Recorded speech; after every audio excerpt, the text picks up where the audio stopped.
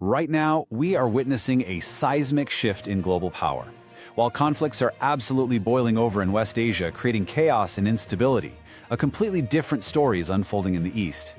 Quietly, methodically, India is reinforcing its nuclear triad, a strategic move that signals a bold new era of ambition and raw capability. So, on one side of the world, you have the sheer volatility of open conflict, and on the other, you have the calm, calculated execution of a long-term strategic vision. These two starkly different realities are literally shaping the new world order as we speak. Stay till the end, because some shocking things I'm going to reveal in this explainer. Let's get back to it. So to really wrap our heads around this incredibly complex picture, we're going to break it down into 5 key parts. We'll kick things off with the big global context, then zoom right into India's growing military might, take a hard look at the instability brewing next door, analyze the high-stakes energy politics at play, and finally, we'll connect all the dots to see what this new balance of power actually looks like. All right, let's dive in. The world order we all grew up with, it's being tested every single day. And this huge contrast, explosive conflict in one region and this quiet, strategic buildup in another, that's not just a coincidence. It's the defining feature of the geopolitical landscape right now. Now let's get into the real hardware, the nuts and bolts of India's military modernization. When India recently brought its new naval assets online, it wasn't just about launching a few more ships. No, this was a loud and clear statement about its maritime dominance and its incredible technological growth. We're talking about India's shield and its sword. First on the list is the INS Taragiri. This thing is a true surface powerhouse. And it's not just a new ship. It carries the legacy of its predecessor, a Leander-class frigate that served for decades. As the 4th advanced stealth frigate under the super-ambitious Project 17A, it represents a massive leap forward for India's surface fleet. And to give you a sense of its sheer scale, we're talking about a 6,670-ton warship. That's a huge platform, designed for complex, multi-dimensional warfare far from its own shores. It's built to project power across the vast Indian Ocean and well beyond. But here's the real story, the part that really matters. It's all about self-reliance. This ship is a massive win for Atmanirbhar Bharat, which means self-reliant India. A whopping 75% of this warship, everything from its specialized steel to its most complex weapons and sensors, was built right there in India. I mean, that is a monumental achievement for their domestic defense industry. And make no mistake, this isn't just a ship, it's a floating fortress. It's armed with BrahMos, the world's fastest supersonic cruise missiles, giving it a devastating punch against ships and land targets. For defense, it's got the Barrack 8 air defense system, basically a protective dome against anything coming its way. Plus, its stealth design makes it a ghost on the radar. The message is crystal clear: the Indian Ocean is being watched. Now, as impressive as the Taragiri is, its big public launch might have been, well, a very clever distraction. Because on the very same day, something with far, far greater strategic importance was happening quietly, in the shadows, completely hidden from view. To really understand what happened next, we need to talk about second strike capability. This is the absolute cornerstone of all nuclear deterrence. It's the guarantee that even if your country gets hit first with a massive nuclear attack, you can absorb that blow and still unleash your own devastating retaliation.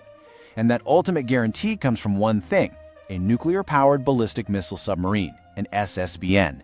And that brings us to this, the INS Aridhaman, India's newest and most lethal nuclear submarine. Just look at the difference here. It's bigger, sure, but the most crucial upgrade is the payload. It has double the missile tubes of its predecessor, 8 instead of 4. That means it can carry 8 long-range K4 missiles, or a whole bunch of shorter-range ones. With a fleet of these subs, India achieves what's known as a continuous at-sea deterrent. Think about that. It means 24/7, 365 days a year, there is a nuclear-armed submarine hiding in the depths of the ocean, ready to respond. The shield is always up. Okay, now we need to shift our focus and look at the other side of this coin. Because while India is flexing its muscles, its neighbor, Pakistan, is spiraling into an economic freefall. And this isn't just an economic story, it has massive strategic consequences. This is where that contrast we talked about becomes painfully clear. The numbers you're seeing here are just staggering. In a single week, the price of petrol in Pakistan more than tripled, from 137 rupees to nearly 460. Diesel shot past 520. That's not just a statistic, it's a crisis that paralyzes the entire country, crippling transportation, industry, and hitting every single family. And the political fallout was immediate. The government had promised it would shield the public from these price hikes, but with the country's finances in tatters, they had no choice but to go back on their word. The entire cost was dumped straight onto the people, sparking massive anger and pretty much destroying what little trust was left. And just when you thought things couldn't get any worse, an ultimatum arrived. And it came from China, Pakistan's supposed all-weather friend. A demand for an immediate payment of $220 million. This sends a cold, hard signal. In the world of geopolitics, friendship has a price, and it seems Beijing's patience is running out. So all this instability in South Asia, it's actually part of a much bigger chess game. With the world completely distracted by the chaos in West Asia, a global energy battle is unfolding, and smart countries are making moves to protect themselves. And this is where we see some really shrewd maneuvering. Russia has offered to dramatically increase its energy supplies to India. Now, with the Strait of Hormuz, the waterway that carries 20% of the world's oil under constant threat, this deal is a vital lifeline for India.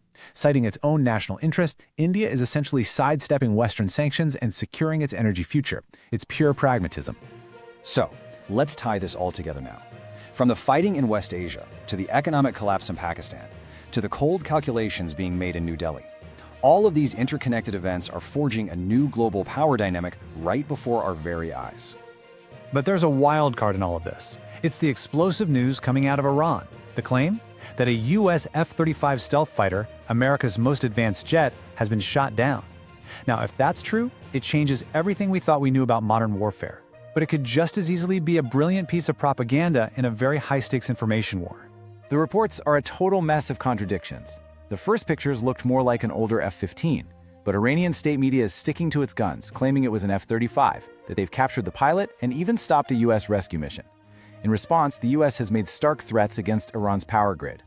In the fog of war like this, the truth is always the first casualty. And this global turmoil has a direct impact on the ground.